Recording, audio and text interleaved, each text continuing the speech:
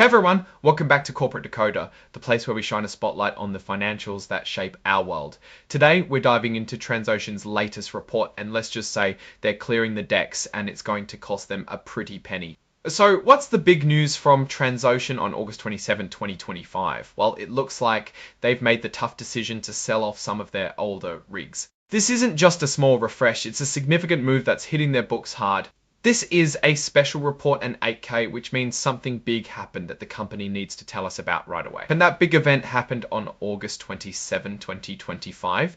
Transocean is a Swiss company incorporated in Switzerland, and their shares, the ones we can watch and trade, are listed on the New York Stock Exchange under the ticker symbol RIG.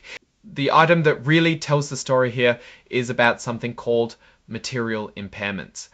Basically, this means the value of some of their assets has dropped significantly, to the point where they have to officially recognize that loss. Transocean announced they intend to sell off several rigs, specifically the Discoverer Clear Leader, the Discoverer Americas, the Deepwater Champion, the Henry Goodrich, and the Discoverer India. They're also getting rid of other related assets. These rigs are now classified as held for sale, meaning the company is actively looking to offload them, likely for recycling or for parts. This decision to sell these older rigs isn't just a simple transaction, it's going to smack their financial results in a pretty big way. They're expecting a non-cash charge of around $19 billion out of their pocket right now, but the value of these old rigs on their books has fallen so much that they have to write down that value. This takes a huge bite out of their reported profits for the quarter. Think of it like this: if you had a car that you bought for $50,000, but now it's only worth $5,000 loss if you were selling it or trying to get a true picture of your assets. This is that on a massive company-wide scale for Transocean and its rigs. The report also lists some exhibits, which are like supporting documents. This includes interactive data files and information on the cover page, all formatted in a way that computers can easily read and process. These are the digital filings that make it easier for analysts and investors to get the data they need. Now, like most big company reports, there's a section on forward-looking statements. This is essentially a disclaimer. They're telling us that some of the things they say might be about the future based on what they expect. Words like possible, intend, and expect signal these are not guarantees. They're saying that actual results could be very different from what they're anticipating. This is standard legal language in these filings to protect the company if their future predictions don't pan out. This part is super important because it lays out all the things that could go wrong and affect their performance. It mentions things like how long their contracts last, how much they get paid per day for their services, their plans for maintenance and downtime, and even the ups and downs of oil and gas prices. They're also pointing to their previous annual report for more details on risks. Essentially, they're warning us that the oil and gas industry is a volatile game and many outside factors can impact their business. From global demand to the success of government policies on health issues, the intention to scrap drilling rigs is also explicitly mentioned here, which ties back to the big decision they're announcing. This is their way of saying, don't hold us to these future predictions because a lot can happen.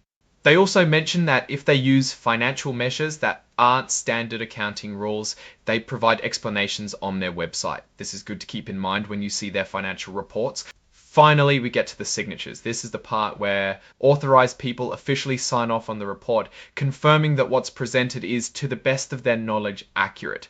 The signature block confirms that Transocean Ltd is submitting this report, and it's officially dated August 27, 2025. The report is signed by Daniel Rotrock, who is listed as an authorized person. This signifies that the company has formally acknowledged these significant fleet changes. Now let's put on our Sherlock Holmes hats for a moment and ask what this all really means for Transocean. They are essentially deciding to shed older, likely less efficient or less profitable assets. This move, while costly upfront due to the $1.9 billion write-down, is often a sign of a company trying to streamline its operations and focus on its more modern capable fleet. It's a bit like a business deciding to sell off its older gas-guzzling trucks to invest in a newer, more fuel-efficient fleet. The immediate hit to profit is painful, but the long-term goal is usually to become more competitive and adaptable. We're seeing a trend in the offshore drilling industry where companies are evaluating their fleets based on current market demands and environmental considerations. Older rigs often come with higher operating costs and may not meet stricter environmental standards. By selling these rigs for recycling, Transocean is not only cleaning up its fleet, but also potentially avoiding future costs associated with maintaining and operating those older assets.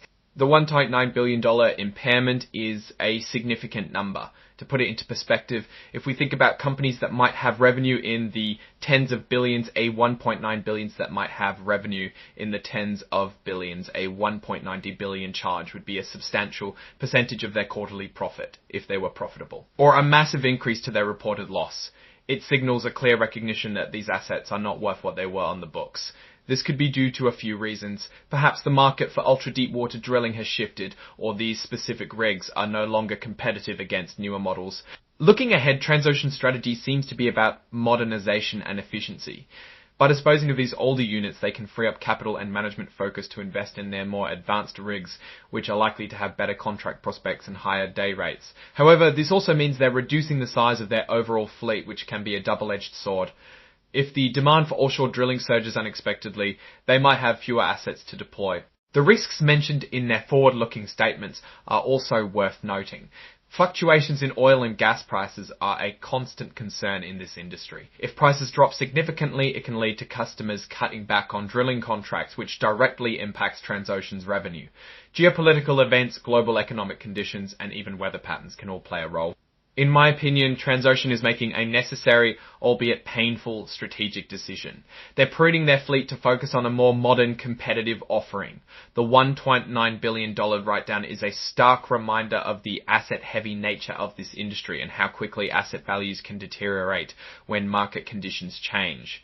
The key for Transocean moving forward will be successfully securing new contracts for their remaining fleet and managing any further fleet rationalization or upgrades efficiently. Alright, that's our breakdown of Transocean's latest filing. What's your take on these numbers and what they signal for the company's future? Drop your thoughts in the comments. If this analysis was valuable, hitting that like button really helps, and subscribe for more deep dives. Don't forget to check out the Discord in the description. Thanks for watching. See you next time.